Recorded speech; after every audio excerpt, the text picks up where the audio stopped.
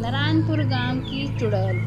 रात में नारायणपुर गांव में एक चुड़ैल का साया था। वहां एक रात को चुड़ैल आती थी। वह चुड़ैल बहुत ही चंचल थी और नाचने कूदने की बहुत शौकीन थी और अपने जहाँ जहाँ से गुजरती थी वह अपने हाथों के निशान वहीं वहीं छोड़ कर जाती थी। उससे आदमी बहुत घबरा जाते थे। एक बार रात का समय था। रोहन अपने खेत से लौट रहा था। रास्ते में उसे एक खूबसूरत लड़की मिली। उसने रोहन से कहा, मैं रास्ता भूल गई हूँ। रोहन एक सीधा साधा किसान था। वह उस लड़की की चालाकी को समझ नहीं पाया था। उसने सोचा कि चलो उसकी मदद कर दी जाए। वह एक चुड़ैल थी।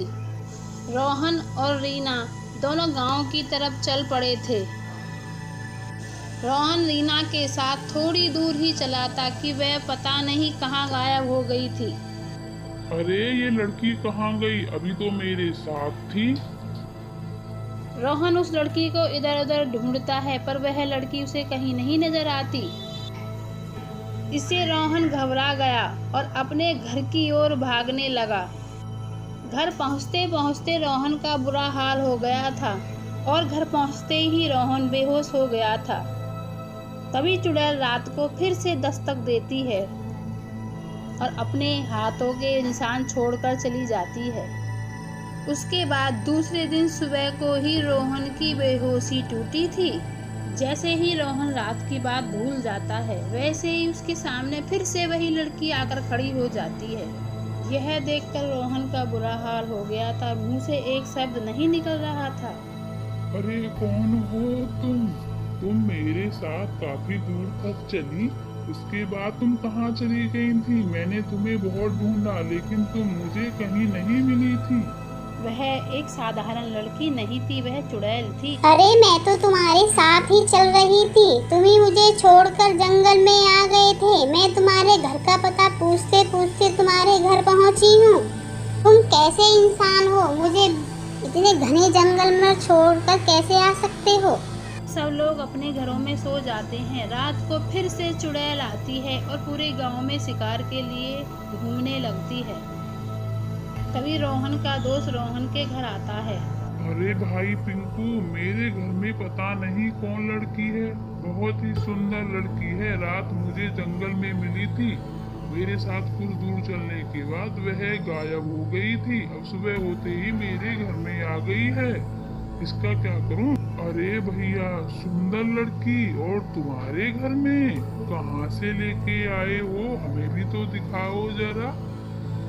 तभी रोहन उस लड़की को बुलाता है। वह लड़की उसके पास नहीं आती है क्योंकि वह अपने शिकार के लिए गई हुई होती है। थोड़ी देर बाद वह लड़की फिर से घर आ जाती है। अरे तुम कहाँ गई थी? मैं तुमको बुला रहा था, तुम तो आई नहीं। तुम दिन में तो मेरे घर में रहती हो और रात होते ही कहाँ चली जाती हो? उस लड़की को घर में छोड़कर रोहन फिर अपने खेत की तरफ जाता है और वहाँ खेत में उसने गाजर और गोभी की फसल उगाई हुई थी। अरे अब के तो मेरी अच्छी फसल हुई है। अब के लगता है कि अच्छा मुनाफा पाऊंगा, मेरी मेहनत रंग लाएगी। इतना कहकर वह अपने घर चला जाता है। रोहन जैसे ही अपने घर में घुसता है वह एकदम से चौंक जाता है। वहाँ लड़की नहीं थी, वह लड़की एक चुड़ैल में बदल गई थी। यह देख के तो रोहन के मुंह से जवाब भी नहीं निकला और वह चुड़ैल रोहन को देख के भागने लगी थी। अभी रोहन वहाँ से भागता हुआ एक पंडित जी के पास जाता है। पंडित जी मेरे घर चलो, मेरे घर में चुड़ैल है। चुड़ैल, मुझे उस चुड़ैल से छुटकारा चाहिए, मेरे घर में काफी दिन से रह रही है। तभी रोहन से पंडित जी बातचीत करने लगते हैं और अपनी धूनी उठाकर रोहन के घर की तरफ को चल देते हैं।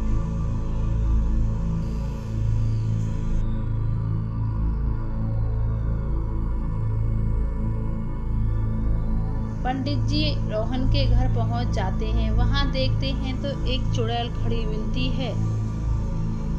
पंडित जी, यही है वह चुड़ैल। अरे चुड़ैल, तू यहाँ क्या करने आई है? क्यों आई है यहाँ? जाओ अपने घर जाओ, नहीं तो मैं तुम्हें शराब दे दूंगा। तभी पंडित उसको शराब देने लगता है और अपने पोल्ट्री से उस पे धूनी मारने लगता है। मैं नहीं जाऊंगी इसे छोड़कर, मैं इससे शादी करूंगी। मैं कभी नहीं जाऊंगी इसे छोड़कर। ये मुझे जंगल में मिला था, मुझे तब से बहुत पसंद है, मैं इसके साथ रहना चाहती हूँ। अरे चुड़ैल, मुझे कोई शादी वादी नहीं करनी है, तुम अपने घर जाओ। मुझे छोड़ दो, मैं कभी नहीं आऊंगी, मुझे छोड़ दो, मुझे मत मारो। तभी पंडित जी चूल्हे पे हांडी रखते हैं और उस चुड़ैल को उसके ऊपर बैठा देते हैं और अपने मंत्र मारने स्टार्ट कर देते हैं। वह चुड़ैल तड़पने लगती है और इधर उधर भागने लगती है और फिर वहाँ से गायब हो जाती है। फिर वह कभी नहीं आती और गांव वालों को इस चुड़ैल से मुक्ति मिल जाती है।